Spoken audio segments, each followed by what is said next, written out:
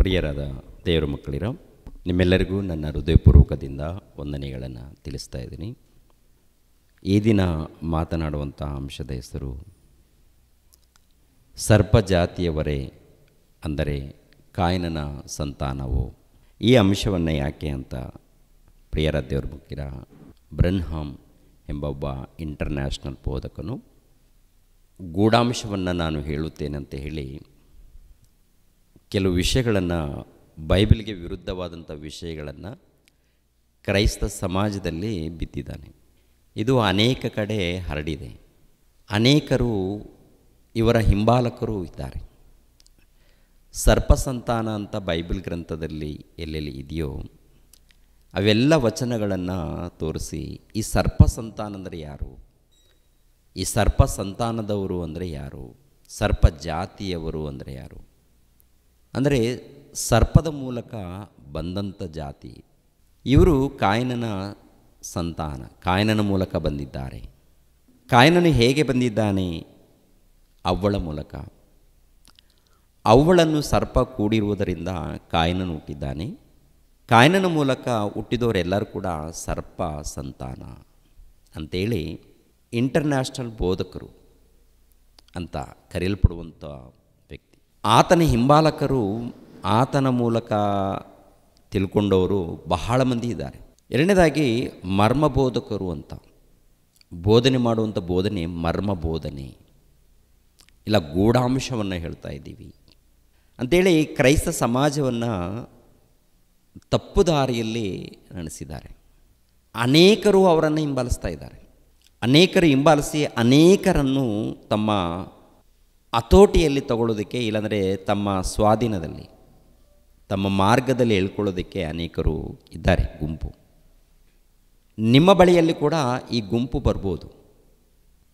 ಬಂದಾಗ ನಾವು ವಾಕ್ಯದ ಮೂಲಕ ಅವರಿಗೆ ಎಚ್ಚರಿಕೆ ಕೊಡುವಂಥದ್ದು. ನಮ್ಮ ಮಾತು ಅವರು ಕೇಳೋದಿಲ್ಲ. ಆದರೆ ಖಂಡಿತವಾಗಿ ವಾಕ್ಯದ ಮೂಲಕ ತಿಳಿಸ್ಬೇಕು. ಎರಡನೇದಾಗಿ ನಮ್ಮ ಆತ್ಮಗಳನ್ನು ನಾವು ಕಾಪಾಡಿಕೊಳ್ಳಬೇಕು, ನಮ್ಮ ಕುಟುಂಬದ ಆತ್ಮಗಳನ್ನು ನಾವು ಕಾಪಾಡಿಕೊಳ್ಬೇಕು. ಅದಕ್ಕೆ ಈ ಒಂದು ಅಂಶವನ್ನು ಮಾತನಾಡ್ತಾ ಇದ್ದೀನಿ. ಮತ್ತಾಯನು ಬರೆದ ಸುವಾರ್ತೆ 3ನೇ ಅಧ್ಯಾಯ 7ನೇ ವಚನವನ್ನು ಗಮನಿಸೋಣ. ಆದರೆ ಅವನು ಪರಿಸಾಯರಲ್ಲಿಯೂ ಸದ್ದುಕಾಯರಲ್ಲಿಯೂ ಅನೇಕರು ತನ್ನಿಂದ ಸ್ನಾನ ಮಾಡಿಸಿಕೊಳ್ಳುವುದಕ್ಕೆ ಬರುವುದನ್ನು ಕಂಡು ಅವರಿಗೆ, ಎಲೈ ಸರ್ಪಜಾತಿಯವರೇ, ಮುಂದೆ ಕಾಣಬರುವ ದೈವ ಕೋಪದಿಂದ ತಪ್ಪಿಸಿಕೊಳ್ಳುವುದಕ್ಕೆ ನಿಮಗೆ ಉಪದೇಶ ಮಾಡಿದವರ್ಯಾರು? ಇಲ್ಲಿ ಬಂದವರು ಯಾರು ಅಂತ ನೋಡುವಾಗ, ಪರಿಸಾಯರಲ್ಲಿಯೂ ಸದ್ದುಕಾಯರಲ್ಲಿಯೂ ಯೋಹಾನನ ಬಳಿಗೆ ಬಂದವರು, ಅವ್ರ ಬಳಿಯಲ್ಲಿ ಯೆಹೂದ್ಯರು ಕೂಡ ಬಂದಿದ್ದಾರೆ. ಅನೇಕರು ಯೆಹೂದ್ಯರ ಗುಂಪು, ಇಸ್ರಾಯೇಲ್ಯರ ಗುಂಪು, ಇಸ್ರಾಯೇಲ್ಯರ ಒಂದು ಸಮೂಹ ಬಂದಾಗ ಸರ್ಪಜಾತಿಯವರೇ ಅಂತೇಳಿದ್ದಾರೆ. ಅದೇ ಪ್ರಕಾರ ಯೇಸು ಕ್ರಿಸ್ತರು ಕೂಡ ಹೇಳುವಂಥ ಮಾತು ಒಂದು ಸಾರಿ ಮತ್ತಾಯನು ಬರೆದ ಸುವಾರ್ತೆ 12ನೇ ಅಧ್ಯಾಯ 34ನೇ ವಚನ, ಸರ್ಪಜಾತಿಯವರೇ, ನೀವು ಕೆಟ್ಟವರಿಗೆಲಾಗಿ ಒಳ್ಳೆಯ ಮಾತುಗಳನ್ನು ಆಡುವುದಕ್ಕೆ ನಿಮ್ಮಿಂದ ಹೇಗಾದೀತು. ಇಲ್ಲಿ ಕೂಡ ಯೇಸು ಕ್ರಿಸ್ತರು ಹೇಳುವಂಥ ಮಾತು. ಅಲ್ಲಿ ಯೋಹಾನ್ ಹೇಳಿದ್ದಾರೆ, ಇಲ್ಲಿ ಯೇಸು ಕ್ರಿಸ್ತರು ಹೇಳ್ತಾ ಇದ್ದಾರೆ ಸರ್ಪಜಾತಿಯವರೇ ಅಂತ. ಇನ್ನೊಂದು ಮಾತನ್ನು ಕೂಡ ನೋಡೋಣ. ಅದೇ ಮತ್ತಾಯನು ಬರೆದ ಸುವಾರ್ತೆ 23ನೇ ಅಧ್ಯಾಯ 33ನೇ ವಚನ. ಕೊನೆ ತನಕ, ಅಂದರೆ ನಿಮಗೆ ವಿಷಯಗಳು ಅರ್ಥ ಆಗಬೇಕಾದ್ರೆ ಕೊನೆ ತನಕ ನೀವು ತಾಳ್ಮೆಯಿಂದ ನೋಡಿದ್ರೆ ಕೆಲವು ವಿಷಯಗಳು ನಿಮ್ಗೆ ಅರ್ಥ ಆಗುತ್ತೆ. ಅವುಗಳೇ ಸರ್ಪಜಾತಿಯವರೇ, ನರಕದಂಡನೆಗೆ ಹೇಗೆ ತಪ್ಪಿಸಿಕೊಂಡಿರಿ ಅಂತ ಹೇಳ್ತಾರೆ. ಅವುಗಳೇ ಸರ್ಪಜಾತಿಯವರೇ, ನರಕದಂಡನೆ ಇದೆ. ಇವಾಗ ಯೋಹಾನನು ಹೇಳಿದ್ದಾರೆ, ಯೇಸು ಕ್ರಿಸ್ತರು ಕೂಡ ಹೇಳಿದ್ದಾರೆ. ಅನೇಕ ವಚನಗಳು ಈ ಸರ್ಪಜಾತಿಯವರು ಎಂದು, ಸರ್ಪ ಸಂತಾನವೆಂದು ಹೀಗೆ ಅಲ್ಲಲ್ಲಿ ಇರುತ್ತೆ. ಇದ್ದಾಗ ಕೆಲವರು ಗೂಢಾಂಶವನ್ನು ಹೇಳ್ತೀವಿ, ಮರ್ಮವನ್ನು ಹೇಳುತ್ತೇವೆ ಅಂತ ಸಮಾಜದಲ್ಲಿ ಹೊರಟಿದ್ದಾರೆ. ಇದರ ಅರ್ಥ ಏನು ಗೊತ್ತಾ? ಇವ್ರು ಯಾರು ಗೊತ್ತಾ? ಈ ಗುಂಪು ಯಾರು ಗೊತ್ತಾ? ಸರ್ಪಜಾತಿಯವರಂತ ಹೇಳಿದಾರಲ್ಲ, ಈ ಗುಂಪು ಯಾರಂದರೆ ಕಾಯಿನನ ಸಂತಾನ. ಕಾಯಿನನು ಅವ್ವಳ ಮೂಲಕ ಹುಟ್ಟಿದ್ದಾನೆ. ಹುಟ್ಟಿರುವಂಥ ಈ ಕಾಯಿನನು ಸರ್ಪದ ಮೂಲಕ ಹುಟ್ಟಿದ್ದಾನೆ ಎಂದು ಹೀಗೆ ಹೇಳ್ತಾರೆ ಪ್ರಿಯರೇ. ಅದು ಬೈಬಲಲ್ಲಿ ಇದೆಯಾ ಇಲ್ವಾ, ಹಾಗೆ ಬರೆಯಲ್ಪಟ್ಟಿದೆಯಾ? ಸರ್ಪ ಜಾತಿ ಅಂತ ಇದೆ, ಸರ್ಪ ಜಾತಿಯವರೇ ಆವುಗಳೆಂತ ಇದೆ. ಅದಕ್ಕೆ ಇನ್ನೊಂದು ವಚನವನ್ನು ಅವರು ತೋರಿಸ್ತಾರೆ. ಏನು ಗೊತ್ತಾ? ಕೊರಿಂಥದವರಿಗೆ ಬರೆದ 2ನೇ ಪತ್ರಿಕೆ 11ನೇ ಅಧ್ಯಾಯ 3ನೇ ವಚನವನ್ನು, ಆದರೆ ಹೇಗೆ ಅವ್ವಳು ಸರ್ಪದ ಕುಯುಕ್ತಿಗೆ ಒಳಬಿದ್ದು ಮೋಸ ಹೋದಳೋ ಹಾಗೆಯೇ ನಿಮ್ಮ ಮನಸ್ಸು ಕ್ರಿಸ್ತನ ವಿಷಯದಲ್ಲಿ ಇರಬೇಕಾದ ಯಥಾರ್ಥತ್ವವನ್ನು ಪಾತಿವ್ರತ್ಯವನ್ನು ಬಿಟ್ಟು ಕೆಟ್ಟು ಹೋದಿತೆಂದು ನನಗೆ ಭಯ ಉಂಟು ಅಂತ ಹೇಳ್ತಾರೆ. ಇಲ್ಲಿ ಅಪೋಸ್ತಲನಾಗಿರುವಂಥ ಪೌಲನ ಉದ್ದೇಶ, ಬೋಧನೆ ಬೇರೆ, ಆತ್ಮಿಕವಾದದ್ದು. ಅಂದರೆ ಸಭೆ ಎಲ್ಲಿ ಕೆಟ್ಟೋಗುತ್ತೆ ಎನ್ನುವಂಥ ಭಯ. ಅದಕ್ಕೆ ಒಂದು ವಿಷಯವನ್ನು ನೆನಪು ಮಾಡ್ತಾರೆ. ಯಾವ ವಿಷಯವನ್ನು ನೆನಪು ಮಾಡ್ತಾರೆ ಅಂತ ನೋಡುವಾಗ, ಇಲ್ಲಿ ಪ್ರಿಯರಾದ ದೇವರ ಮಕ್ಕಳಿರ, ಅವ್ವಳು ಸರ್ಪದ ಕುಯುಕ್ತಿಗೆ ಒಳಬಿದ್ದು ಮೋಸ ಹೋದಳಂತ ಇರುತ್ತಲ್ಲ, ಅಂದರೆ ಸರ್ಪದ ಕುಯುಕ್ತಿಗೆ ಅವ್ವಳು ಮೋಸ ಹೋದಳು, ಅವಳು ಮೋಸ ಹೋದಳು ಎನ್ನುವಂಥ ಮಾತು ಇರುವುದರಿಂದ ಇವರು ಏನು ಮಾಡಿದ್ದಾರೆ ಗೊತ್ತಾ? ಮೋಸ ಹೋದಳು. ಇವಾಗ ಅಲ್ಲಲ್ಲಿ ಈ ಪದವನ್ನು ಬಳಸ್ತಾ ಇರ್ತಾರೆ ಮನೆಯಲ್ಲಿ. ಏನ್ರಿ ಪ್ರಿಯರಾದ ದೇವ್ರ ಮಕ್ಕಳಿರ, ಯುವತಿಯರು ಕೆಲವು ಸಂದರ್ಭಗಳಲ್ಲಿ ಮೋಸ ಹೋಗಿರ್ತಾರೆ. ಈ ಹುಡುಗಿ ಇಂಥ ಕಡೆ ಮೋಸ ಹೋಗಿದ್ದಾಳೆ, ಇವಳು ಇಂಥ ಕಡೆ ಮೋಸ ಹೋಗಿದ್ದಾಳೆ ಅಂತೇಳಿ, ಮೋಸ ಹೋಗಿದ್ದಾಳೆ ಅಂತ ಯಾವುದಕ್ಕೆ ಸೂಚನೆ, ಯಾವುದಕ್ಕೆ ಅದು ಮಾತು ಬಳಸ್ತಾರಂತ ನೋಡುವಾಗ, ಅಂದರೆ ಅಕ್ರಮ ಸಂಬಂಧ ಇಲ್ಲ ಬೇರೆ ಸಂಬಂಧ ಇಟ್ಕೊಂಡಿದ್ದಾಳೆ ಅನ್ನೋಂಥ ಉದ್ದೇಶದಿಂದ ಮೋಸ ಹೋದಳು ಎನ್ನುವಂಥ ಪದವನ್ನು ಬಳಸ್ತಾ ಇರ್ತಾರೆ. ಈ ಪದ ಇಲ್ಲಿ ಬಳಸಿರುವುದರಿಂದ, ಅಪೊಸ್ತಲನಾಗಿರುವಂಥ ಪೌಲನು ಈ ಪದವನ್ನು ಬಳಸಿರುವುದರಿಂದ, ಸರ್ಪದ ಮೂಲಕ ಮೋಸ ಹೋದಳು, ಸರ್ಪದ ಕುಯುಕ್ತಿಗೆ ಮೋಸ ಹೋದಳು ಎನ್ನುವಂಥ ಮಾತು ಇರುವುದರಿಂದ ಇವರು ಏನು ಮಾಡಿದ್ದಾರೆ ಗೊತ್ತಾ? ಬ್ರನ್ಹಾಮ್ ಎಂಬುವಂಥ ಇಂಟರ್ನ್ಯಾಷನಲ್ ಬೋಧಕನು ಏನು ಮಾಡಿದ್ದಾನೆಂದರೆ, ಅದೇನು ಗೊತ್ತಾ? ಸರ್ಪ ಅವ್ವಳನ್ನು ಕೂಡಿದೆ ಅಂತ. ಸರ್ಪ ಕೂಡಿರುವುದರಿಂದ ಅವ್ವಳು ಕಾಯಿನನನ್ನು ಎತ್ತಿದ್ದಾಳೆ. ಈ ರೀತಿ ಬೋಧನೆ ಇದು ಬೈಬಲ್ ಒಪ್ಪುತ್ತಾ? ಇವರು ಹೇಳುವಂಥ ಮಾತು. ಯಾಕೆಂದರೆ ಇವರು ಇಂಟರ್ನ್ಯಾಷನಲ್ ಬೋಧಕರು, ಪ್ರಪಂಚದಲ್ಲಿ ಒಂದು ದೊಡ್ಡ ಬೋಧಕರು ಎಂದು ಕರೆಯಲ್ಪಡ್ತಾ ಇದ್ದಾರೆ, ದೊಡ್ಡ ಬೋಧಕರು ಎಂದು ಕರೆಯಲ್ಪಡ್ತಾ ಇದ್ದಾರೆ. ಆಲ್ರೆಡಿ ಇಲ್ಲ, ಅವರ ಟೀಮ್ ಇದೆ, ಗುಂಪು, ಅವರು ಟೀಮ್ ಇದೆ. ಇದು ಕೊನೆ ತನಕ ನೋಡಿದ್ರೆ ನಮ್ಮ ಕೆಲವು ವಿಷಯಗಳು ಅರ್ಥ ಆಗುತ್ತೆ, ಜ್ಞಾನ ಅರ್ಥ ಆಗುತ್ತೆ. ನೀವು ಜ್ಞಾನದಲ್ಲಿ ಬರಬೇಕು, ಆಲೋಚನೆ ಮಾಡಬೇಕು. ಆತ್ಮಿಕವಾಗಿ ನಾವು ಬೆಳಿಬೇಕಾದ್ರೆ ಕೆಲವು ವಿಷಯಗಳು ಅರ್ಥ ಆಗಿರಬೇಕು. ಈ ಕಾಲದಲ್ಲಿ ನಮಗೆ ಯಾರು ತೊಂದರೆ ಕೊಟ್ಟಿಲ್ಲ ಅಂದರೂ, ಬರುವಂಥ ದಿನಗಳಲ್ಲಿ ಇಂಥ ಬೋಧಕರು ನಮ್ಮ ಬಳಿಯಲ್ಲಿ ಬರ್ತಾರೆ, ಬಂದಾಗ ಕಿರಿಕಿರಿ ಮಾಡುವಂಥದ್ದು, ಇಲ್ಲ ಸಮಸ್ಯೆಗಳುಂಟು ಮಾಡುವಂಥದ್ದು, ನಮ್ಮ ಮನಸ್ಸುಗಳನ್ನು ಕೆಡಿಸುವಂಥದ್ದು ಇರುತ್ತೆ. ಅದಕ್ಕೆ ಇವಾಗಲೇ ನಾವು ರೆಡಿ ಆಗಬೇಕು. ನಮ್ಮ ಮಕ್ಕಳಿಗೆ ಕೂಡ ಒಂದು ಜ್ಞಾನದ ವಾಕ್ಯಗಳನ್ನು ತಿಳಿಸ್ಬೇಕಾದ್ರೆ ಪ್ರಿಯರ ದೇವ್ರ ಮಕ್ಕಳಿರ ಕೆಲವು ವಿಷಯಗಳು ನಮಗೆ ಅರ್ಥ ಆಗಿರಬೇಕು. ಮೋಸ ಹೋದಳು, ಇವು ನೋಡಿ ಪ್ರಿಯರ ದೇವ್ರ ಮಕ್ಕಳಿರ, ಮೋಸ ಹೋದಳು ಎನ್ನುವಂಥ ಮಾತಿರುವುದರಿಂದ ಅದಕ್ಕೆ ಅರ್ಥ ಬರುತ್ತಾ? ಅದಕ್ಕೆ ಅರ್ಥ ಬರುತ್ತೆ. ಇವಾಗ ಕೆಲವರು ಹೇಳ್ತಾರೆ, ಈ ಮನುಷ್ಯ ಇಂಥವ್ರ ಮೂಲಕ ಮೋಸ ಹೋದ ಅಂತಾರೆ. ಈ ಮನುಷ್ಯ ಇಂಥವ್ರ ಮೂಲಕ ಮೋಸ ಹೋದ. ಯಾವ ವಿಷಯದಲ್ಲಿ? ಹಣದ ವಿಷಯದಲ್ಲಿ ಆಗಿರ್ಬೋದು, ಉದ್ಯೋಗದ ವಿಷಯದಲ್ಲಿ ಆಗಿರ್ಬೋದು, ಸಂಪಾದನೆ ವಿಷಯದಲ್ಲಿ ಆಗಿರ್ಬೋದು, ಹೌದಲ್ವ? ನಂಬಿ ಮೋಸ ಮಾಡಿದ ಈ ಮನುಷ್ಯ ಇಂಥವ್ರ ಮೂಲಕ ಮೋಸ ಹೋದ, ಇಂಥವ್ರ ಮೂಲಕ ಮೋಸ ಹೋದ, ಇಂಥವ್ರು ಮೋಸ ಮಾಡಿದ್ರು. ಯಾವ ವಿಷಯದಲ್ಲಿ ಮೋಸ ಮಾಡಿದ್ರು?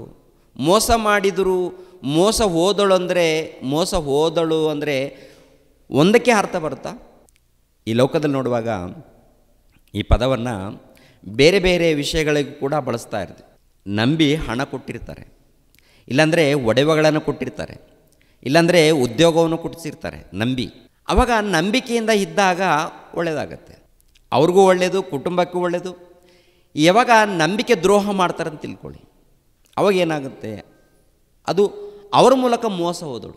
ಇವಾಗ ಕೆಲವರು ಯಜಮಾನ್ರು ಏನು ಮಾಡ್ತಾರೆ ಅಂದರೆ, ಕೆಲವ್ರನ್ನ ನಂಬುತ್ತಾರೆ, ನಂಬಿದ ಮೇಲೆ ವ್ಯಾಪಾರದ ಮೇಲೆ ಏನು ಮಾಡ್ತಾರಂತ ನೋಡುವಾಗ ಅಧಿಕಾರ ಕೊಡ್ತಾರೆ. ವ್ಯಾಪಾರ ಮಾಡುವಾಗ ಅವರಿಗೆ ಅಧಿಕಾರ, ನಾನು ಬೇರೆ ಕೆಲಸ ಇದೆ, ಹೊರಗಡೆ ಹೋಗಿ ಬರ್ತೀನಿ, ನೀನು ನೋಡ್ಕೊ, ವ್ಯಾಪಾರ ಏನಿದೆ, ಬಿಸ್ನೆಸ್ ಏನಿದೆ, ಯಾವುದೇ ಆಗಿರ್ಬೋದು, ನೋಡ್ಕೊಂಡಾಗ ಅವ್ರೇನು ಮಾಡಬೇಕು? ನಂಬಿಕೆಯಿಂದ ಇರಬೇಕು. ಪ್ರಿಯರ ದೇವ್ರ ಮಕ್ಕಳಿರ, ಒಂದು ವಿಷಯ ಏನಪ್ಪ ಅಂದರೆ, ನಾನು ವ್ಯಾಪಾರ ಮಾಡುವಾಗ, ನಾನು ಬಟ್ಟೆ ವ್ಯಾಪಾರ ಮಾಡುವಾಗ ಹೇಳ್ಬಾರ್ದು, ಸ್ವಂತ ಅಣ್ಣನೇ ಅವ್ರಿಗೆ ಜವಾಬ್ದಾರಿ ಕೊಟ್ಟಾಗ, ನನ್ನ ಸ್ವಂತ ಅಣ್ಣನಿಗೆ ಜವಾಬ್ದಾರಿ ಕೊಟ್ಟಾಗ ನಾನು ಸ್ವಲ್ಪ ಕೆಲಸ ಇದೆ ನೋಡ್ಕೊಳ್ಳೋಕ್ಕೆ ಅರ್ಜೆಂಟ್ ಹೋಗಬೇಕು ಅಂತ ಇಲ್ಲಿ ವ್ಯಾಪಾರ ಮಾಡೋ ಅಂದಾಗ ಆ ಬಂದಂಥ ಹಣವನ್ನು ಪ್ರೇಯರ ದೇವ್ರ ಮಕ್ಕಳು ವ್ಯಾಪಾರ ಮಾಡಿದಾಗ ಅಲ್ಲಿ ಬಟ್ಟೆ ವ್ಯಾಪಾರ ಅಲ್ವಾ, ಅಲ್ಲಿ ವ್ಯಾಪಾರ ಮಾಡಿದ ಮೇಲೆ ಸುಮಾರು ಒಂದು 1000 ರೂಪಾಯಿ ವ್ಯಾಪಾರ ಮಾಡಿದಾಗ ಒಂದು 500 ರೂಪಾಯಿ 600 ರೂಪಾಯಿ ಸೈಡಲ್ಲಿ ಇಟ್ಕೊಂಡಾಗ ನಮ್ಗೆ ತಿಳಿಯದೆ ಅದೇನಾಗುತ್ತೆ ಹೇಳಿ ಪ್ರೇಯರ್, ಏನಾಗುತ್ತದು? ಮೋಸ ಮಾಡಿದಾನಂದ, ನಂಬಿಕೆ ದ್ರೋಹ. ಅದು ಅನೇಕ ಸಾರಿ ಈಗ ಆದಾಗ ನಮ್ದು ಏನಾಗುತ್ತೆ, ಪೂರ್ತಿ ಲಾಸ್ ಆದಾಗ ಯಾರ ಮೂಲಕ ಮೋಸ ಹೋಗಿದ್ದೀನಿ? ಯಾರ ಮೂಲಕ ಮೋಸ ಹೋಗಿದೆ? ಸ್ವಂತ ಹಣ್ಣಿನ ಮೂಲಕನೇ ಮೋಸ. ಇಂಥದ್ದು ನಮ್ಮ ಜೀವನದಲ್ಲಿ ಕೂಡ ನಡೆದಿದೆಯಾ? ಎಲ್ಲರ ಜೀವನದಲ್ಲಿ ಎಲ್ಲೋ ಒಂದು ಕಡೆ ನಡೆದಿರುತ್ತೆ. ನಿಮ್ಮ ಜೀವನದಲ್ಲಿ ನಡೆದಿರುತ್ತೆ, ಇಂಥವ್ರ ಜೀವನದಲ್ಲೇ ನಡೆದಿರುತ್ತೆ, ನಮ್ಮ ಜೀವನದಲ್ಲೇ ನಡೆದಿರುತ್ತೆ. ಎಲ್ಲರ ಜೀವನದಲ್ಲಿ ಒಂದು ರೀತಿಯಲ್ಲಿ ಯಾರೋ ಒಂದು ರೀತಿಯಲ್ಲಿ ಹಣದ ವಿಷಯದಲ್ಲಿ, ಇಲ್ಲ ಸಂಪಾದನೆ ವಿಷಯದಲ್ಲಿ, ಉದ್ಯೋಗದ ವಿಷಯದಲ್ಲಿ ಯಾವುದೋ ಒಂದು ರೀತಿಯಲ್ಲಿ ಮೋಸ. ಎರಡನೇದಾಗಿ ಹೆಣ್ಣಿನ ವಿಷಯದಲ್ಲಿ ಕೂಡ ಮೋಸ ಹೋದವರಿದ್ದಾರೆ. ಇಂಥವ್ರ ಮೂಲಕ ನಾನು ಮೋಸ ಹೋದೆ ಅಂತ. ಅಂದರೆ ಅನೇಕ ಕಾರಣಗಳಿವೆ. ಅದರ ಹಿಂದೆ ಮೋಸ ಅಂದರೆ ಒಂದಕ್ಕೆ ಅಲ್ಲ. ಇವರೇನು ಮಾಡಿದ್ದಾರೆ ಅಂದರೆ ಈ ವಚನವನ್ನು ಹಿಡಿದುಕೊಂಡು ಮೋಸ ಹೋದಳು ಅಂದರೆ ಸರ್ಪದ ಕುಯುಕ್ತಿಗೆ ಮೋಸ ಹೋದಳು ಅಂದರೆ ಸರ್ಪ ಅವಳನ್ನು ಕೂಡಿದೆ ಅಂತ ಫಿಕ್ಸ್ ಆಗಿಬಿಟ್ಟಿದ್ದಾರೆ. ಇವರು ಫಿಕ್ಸ್ ಆಗಿ ಏನ್ರಿ ಅವರೇ ತಮ್ಮ ಆಲೋಚನೆಯಲ್ಲಿ ಹುಟ್ಟಿಸಿಕೊಂಡು ಈ ವಚನಗಳು ಅಲ್ಲಲ್ಲಿ ಸರ್ಪ ಸಂತಾನ, ಸರ್ಪ ಜಾತಿಯವರಂತ ಇದೆಯಲ್ಲ, ಇದ್ದಾಗ ಇವೆಲ್ಲ ವಚನಗಳನ್ನು ಲೀಸ್ಟ್ ಮಾಡಿಕೊಂಡು ಇಲ್ಲಿ ನೋಡು, ಅಲ್ಲಿ ನೋಡು, ಅಲ್ಲಿ ನೋಡು, ಇಲ್ಲಿ ನೋಡು. ಅದ್ರ ಉದ್ದೇಶ ಏನಾದರೂ ಅರ್ಥ ಮಾಡಿಕೊಂಡಿದ್ದಾರ ಅಂತ ನೋಡುವಾಗ ಅರ್ಥ ಮಾಡಿಕೊಂಡಿಲ್ಲ. ಅರ್ಥ ಮಾಡಿಕೊಳ್ಳದೆ ಮತ್ತೆ ಇಂಟರ್ನ್ಯಾಷನಲ್ ಬೋಧಕರು, ದೊಡ್ಡ ಬೋಧಕರು ಅಂತ ಹೇಳ್ತಾರೆ. ಪ್ರಿಯರ ದೇವ್ರ ಮಕ್ಕಳಿರ ಯಾವ ಬೋಧಕರು ಅಂದರೆ ಇವರು ಕಳ್ಳ ಬೋಧಕರು ಅಂತ ಹೇಳ್ಬೇಕು. ಸರ್ಪ ಜಾತಿಯವರಂದರೆ ಇವರಿಗೆ ಅದು ವರ್ತಿಸುತ್ತೆ ವಿನಃ ಇಂಥವ್ರಿಗೆ ವರ್ತಿಸುತ್ತದೆ. ಸರ್ಪ ಜಾತಿಯವರಂತಂದರೆ ಈ ದುಷ್ಟ ಬೋಧನೆ ಯಾವನು ಮಾಡಿದ್ದಾನೋ ಅಂಥವ್ರಿಗೆ ಇದು ವರ್ತಿಸುತ್ತೆ. ಆ ರೀತಿ ಬೈಬಲಲ್ಲಿ ಇದೆಯಾ ಅಂತ ಒಂದು ವೇಳೆ ನಾವು ಪರಿಶೋಧನೆ ಮಾಡಿದ್ರೆ ಪ್ರಿಯರಾದ ದೇವರ ಮಕ್ಕಳಿರ ಒಂದು ಸಾರಿ ವಾಕ್ಯದಲ್ಲಿ ನಾವು ಹೋಗೋಣ. ಆದಿಕಾಂಡ 3ನೇ ಅಧ್ಯಾಯ 1ನೇ ವಚನವನ್ನು, ಯೆಹೋವ ದೇವರು ಉಂಟು ಮಾಡಿದ ಎಲ್ಲ ಭೂಜಂತುಗಳಲ್ಲಿ ಸರ್ಪವು ಯುಕ್ತಿಯುಳ್ಳದಾಗಿತ್ತು. ಅದು ಸ್ತ್ರೀಯ ಬಳಿಗೆ ಬಂದು, ಏನವ್ವ, ತೋಟದಲ್ಲಿರುವ ಯಾವ ಮರದ ಹಣ್ಣನ್ನು ನೀವು ತಿನ್ನಬಾರದೆಂದು ದೇವರು ಅಪ್ಪಣೆ ಕೊಟ್ಟಿರುವುದು ನಿಜವೋ ಎಂದು ಕೇಳಲು, ಸ್ತ್ರೀಯು, ತೋಟದಲ್ಲಿರುವ ಮರದ ಹಣ್ಣುಗಳನ್ನು ನಾವು ತಿನ್ನಬಹುದು, ಆದರೆ ತೋಟದ ಮಧ್ಯದಲ್ಲಿರುವ ಈ ಮರದ ಫಲದ ವಿಷಯವಾಗಿ ಇದನ್ನು ತಿನ್ನಲೂ ಕೂಡದು, ಮುಟ್ಟಲೂ ಕೂಡದು, ತಿಂದರೆ ಸಾಯುವಿರಿ ಎಂದು ದೇವರು ಹೇಳಿದ್ದಾನೆ ಅಂದಳು.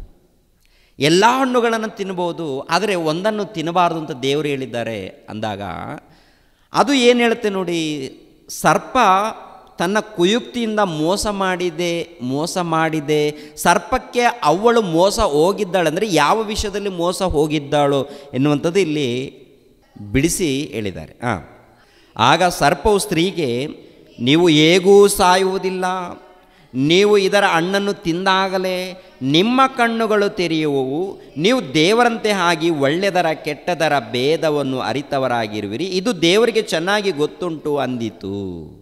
ಅಂದರೆ ಸರ್ಪ ಯಾವ ರೀತಿ ವಂಚಿಸಿದೆ, ಸರ್ಪ ತನ್ನ ಕುಯುಕ್ತಿಯಿಂದ ಏನು ಮಾಡಿದೆ, ಯಾವ ರೀತಿ ದಾರಿ ತಪ್ಪಿಸಿದೆ ಅಂತಂದರೆ, ಏನಿಲ್ಲವ, ಇದು ದೇವರು ಹೇಳಿದ್ದಾನಲ್ವ, ಆದರೆ ದೇವರು ತಪ್ಪು ಹೇಳಿದ್ದಾನೆ, ನೀವು ಈ ಹಣ್ಣನ್ನು ತಿಂದರೆ ನಿಮ್ಮ ಕಣ್ಣುಗಳು ತೆರೆಯಲ್ಪಡುತ್ತೆ, ನೀವು ದೇವರಂತೆ ಆಗ್ತೀರಾ, ಅದು ದೇವರಿಗೆ ಚೆನ್ನಾಗಿ ಗೊತ್ತು. ಇದು ಏನಪ್ಪ ಅಂತ ನೋಡುವಾಗ ಸರ್ಪ ತನ್ನ ಕುಯುಕ್ತಿಯಿಂದ ಅವಳನ್ನು ಮೋಸ ಮಾಡಿದ್ದು, ದಾರಿ ತಪ್ಪಿಸಿದ್ದು. ಏಕೆಂದರೆ ಆ ಕಾಲದಲ್ಲಿ ಅವಳು ಆದಾಮನ ಇಬ್ಬರಿದ್ದಾರೆ. ಏದೇನು ತೋಟ ಅದ್ಭುತವಾದಂಥದ್ದು, ಒಳ್ಳೆಯ ವಾತಾವರಣ, ಅದು ದೇವರ ಮಾತಿಗೆ ವಿಧೇಯರಾಗಿ ದೇವರೊಂದು ಭಯಭಕ್ತಿಯಲ್ಲಿ ಒಳ್ಳೆ ರೀತಿಯಲ್ಲಿ ಇದ್ದಾರೆ.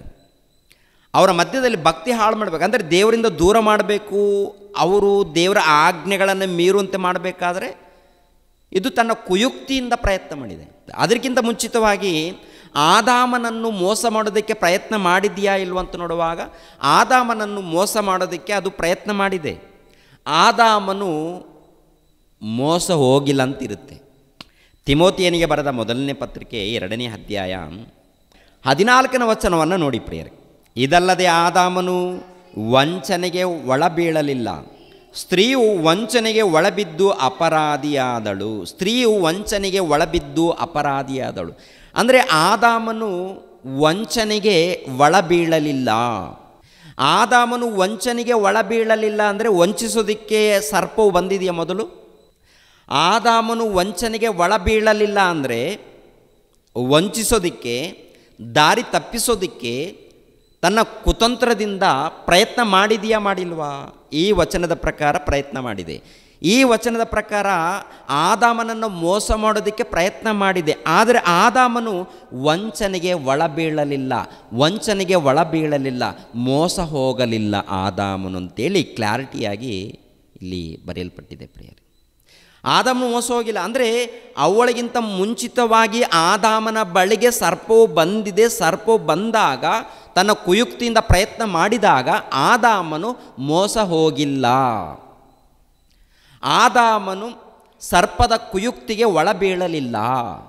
ಆದಾಮನ ಬಳಿಯಲ್ಲಿ ನನ್ನ ಆಟ ಸಾಗಲಿಲ್ಲ ಅಂತ ಹೇಳಿ ಯಾರ ಬಳಿಯಲ್ಲಿ ಹೋಗಿದ್ದಾನೆ ಇವನು?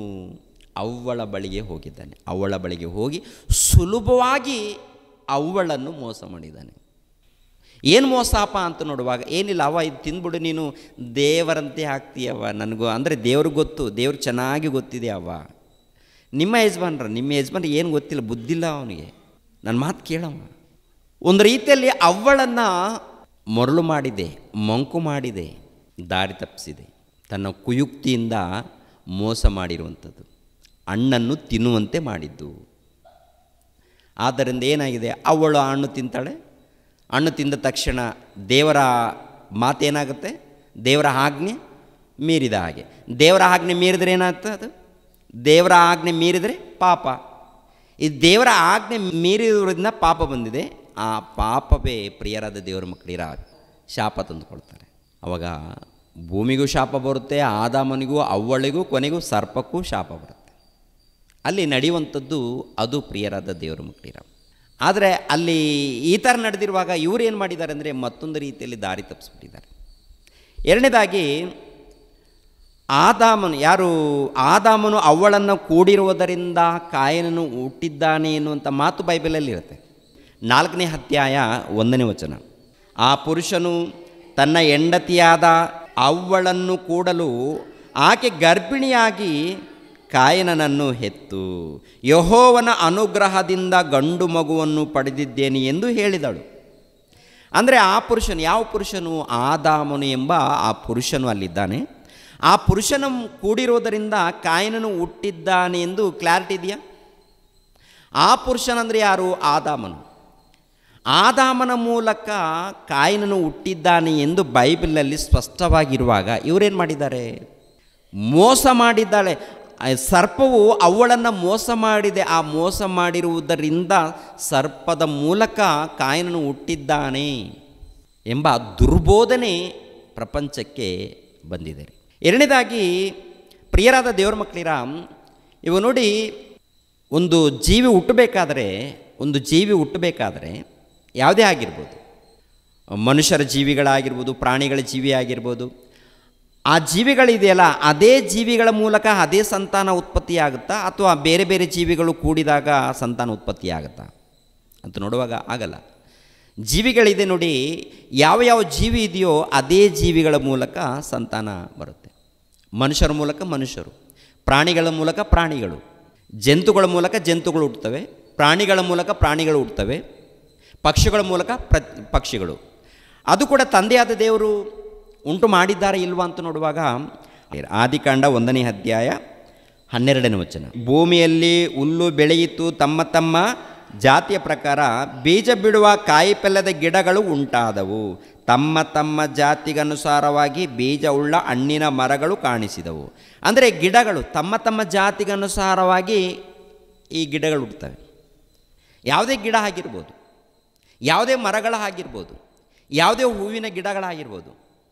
ಅಂದರೆ ತಮ್ಮ ತಮ್ಮ ಜಾತಿಗನುಸಾರವಾಗಿ ಹಣ್ಣಿನ ಗಿಡಗಳು, ಇಲ್ಲ ಹೂವಿನ ಗಿಡಗಳು, ಕಾಯಿಪಲ್ಯದ ಗಿಡಗಳು, ಇದು ತಮ್ಮ ತಮ್ಮ ಜಾತಿಗನುಸಾರವಾಗಿ. ಆನಂತರ ನೋಡಿ, ಅದರಲ್ಲಿ 1ನೇ ಅಧ್ಯಾಯ 20ನೇ ವಚನ. ತರುವಾಯ ದೇವರು ಗುಂಪು ಗುಂಪಾಗಿ ಚಲಿಸುವ ಜಂತುಗಳು ನೀರಿನಲ್ಲಿ ತುಂಬಿಕೊಳ್ಳಲಿ, ಪಕ್ಷಿಗಳು ಭೂಮಿಯ ಮೇಲೆ ಅಂತರಿಕ್ಷದೊಳಗೆ ಹಾರಾಡಲಿ ಎಂದು ಹೇಳಿದನು. ಹೀಗೆ ದೇವರು ಮಹಾಜಲಚರಗಳನ್ನು, ನೀರಿನಲ್ಲಿ ತುಂಬಿರುವ ಸಕಲ ವಿಧವಾದ ಜೀವಿಗಳನ್ನು, ರೆಕ್ಕೆಗಳುಳ್ಳ ಸಕಲ ವಿಧವಾದ ಪಕ್ಷಿಗಳನ್ನು ಅವುಗಳ ಜಾತಿಗನುಸಾರವಾಗಿ ಉಂಟು ಮಾಡಿದನು. ಆತನು ಅದನ್ನು ಒಳ್ಳೆಯದೆಂದು ನೋಡಿದನು. ಇದಲ್ಲದೆ ದೇವರು ಅವುಗಳಿಗೆ ನೀವು ಅಭಿವೃದ್ಧಿಯಾಗಿ ಎಚ್ಚಿರಿ. ಜಲಚರಗಳು ಸಮುದ್ರದ ನೀರಿನಲ್ಲಿ ತುಂಬಿಕೊಳ್ಳಲಿ, ಪಕ್ಷಿಗಳು ಭೂಮಿಯ ಮೇಲೆ ಚಲಿಸಲಿ ಎಂದು ಹೇಳಿ ಆಶೀರ್ವದಿಸಿದನು. ಹೀಗೆ ಸಾಯಂಕಾಲವು ಪ್ರಹಂತಕಾಲವು ಆಗಿ 5ನೇ ದಿನವಾಯಿತು.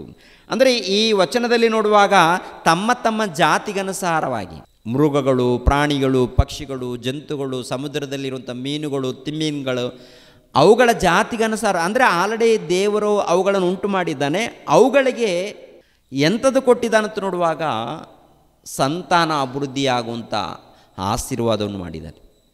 ಮೀನುಗಳಿದೆಯಾ, ಈ ಮೀನುಗಳ ಮೂಲಕ ಇದೇ ಜಾತಿ ಉಂಟಾಗಬೇಕು. ತಿಮ್ಮಿಂಗಳ ಇದೆಯಾ, ತಿಮ್ಮಿಂಗಳು ಎನ್ನುವಂಥ ಈ ಮೀನುಗಳ ಮೂಲಕ ಇಂಥ ಜಾತಿ ಉಂಟಾಗಬೇಕು ಅಂತ.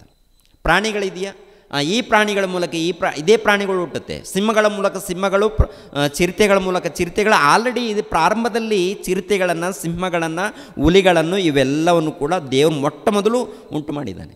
ಉಂಟು ಮಾಡಿ ಅವುಗಳನ್ನು ಆಶೀರ್ವಾದ ಮಾಡಿದ್ದಾನೆ. ಆಶೀರ್ವಾದ ಮಾಡಿ ಅವುಗಳ ಮೂಲಕ ತಮ್ಮ ತಮ್ಮ ಜಾತಿಗೆ ಅನುಸಾರವಾಗಿ ಹುಟ್ಟಿಸಿದೆ. ಅದೇ ಪ್ರಕಾರ ಸರ್ಪಗಳನ್ನು ಕೂಡ ಅಷ್ಟೇ. ಕೊನೆಯದಾಗಿ ಮನುಷ್ಯರನ್ನು ಸ್ತ್ರೀ ಪುರುಷರನ್ನು ಉಂಟು ಮಾಡಿ ಇವರನ್ನು ಆಶೀರ್ವಾದ ಮಾಡಿದ್ದಾನೆ ದೇವರು. ಎಲ್ಲಿ 1ನೇ ಅಧ್ಯಾಯ 27ನೇ ವಚನ ಓದಿಮ. ಹೀಗೆ ದೇವರು ಮನುಷ್ಯನನ್ನು ತನ್ನ ಸ್ವರೂಪದಲ್ಲಿ ಉಂಟು ಮಾಡಿದನು, ದೇವ ಸ್ವರೂಪದಲ್ಲಿ ಅವನನ್ನು ಉಂಟು ಮಾಡಿದನು, ಅವರನ್ನು ಗಂಡು ಹೆಣ್ಣಾಗಿ ನಿರ್ಮಿಸಿದನು. ಇದಲ್ಲದೆ ದೇವರು ಅವರನ್ನು ಆಶೀರ್ವದಿಸಿ, ನೀವು ಬಹು ಸಂತಾನವುಳ್ಳವರಾಗಿ ಹೆಚ್ಚಿರಿ, ಭೂಮಿಯಲ್ಲಿ ತುಂಬಿಕೊಂಡು ಅದನ್ನು ವಶ ಮಾಡಿಕೊಳ್ಳಿರಿ. ಅಂದರೆ ಸ್ತ್ರೀ ಪುರುಷರನ್ನು ಆಶೀರ್ವಾದ ಮಾಡಿದ್ದಾನೆ. ಇಲ್ಲಿ ಕೂಡ ತುಂಬ ಜನ ಏನಂದ್ಕೊಳ್ತಾರೆ ಅಂದರೆ, ಹಣ್ಣನ್ನು ತಿಂದ ಮೇಲೆ ಮಕ್ಕಳನ್ನು ಪಡೆಯುವಂಥದ್ದು ಬಂದಿದೆ ಅಂತ ತುಂಬ ಜನ ಅಂದ್ಕೊಳ್ತಾರೆ.